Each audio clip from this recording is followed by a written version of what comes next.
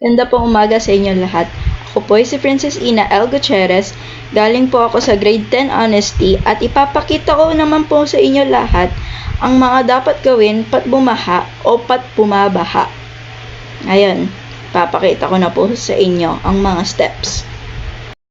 Siyempre, ang pinaka-importanting unang gawin ay makinig sa radyo. Bakit? Importante makinig sa radyo upang malaman natin kung ano nangyayari sa labas at kung may padating man klima at para aware tayo agad.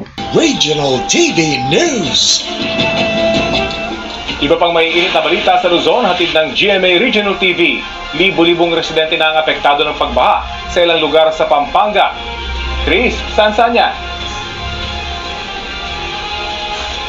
Rafi, kabilang riyan ang bayan ng Bacolor na may pinakamaraming lumikas. Dahil sa bahang naranasan doon, pinasok na rin ng tubig ang nasa 500 bahay. Ayon sa mga otoridad, mahigit 700 residente ang lumikas at nananatili sa evacuation centers. Binaha rin ang ilang lugar sa San Fernando, pati na sa Sasmuan, Candaba at ilang barangay sa Guagua. Ayon sa Provincial Disaster Risk Reduction and Management Office, mahigit 200 barangay sa lalawigan ang binaha. Tinatayang mahigit sa 500,000 residente naman ang apektado. Nakaranas din ang pagbaha sa ilang lugar sa Bataan.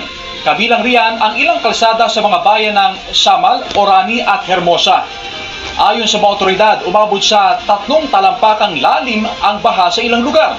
Handa naman daw ang lokal na pamahalaan sakaling kailanganing lumikas ng mga residente.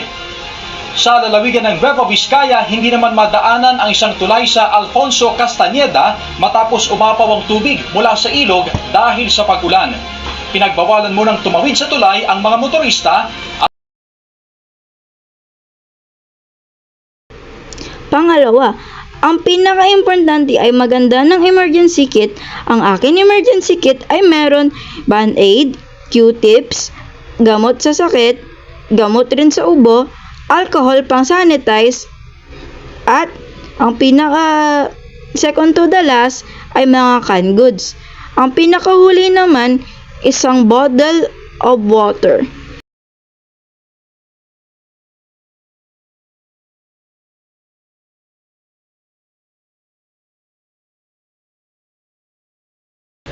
Habang importanteng gawin ay tawagin ang local leader o ang otoridad upang malaman kung anong gagawin sa situation abang may kalamidad upang maging ligtas sa bahay. Pangalawa, importante na meron portable radio para malaman mo kung ano nangyari sa panglabas mo at kung man nag-brownout, mas mahalaga kumain ng mga safe food at uminom ng bottled water habang naghihintay ng updates sa susunod na balita.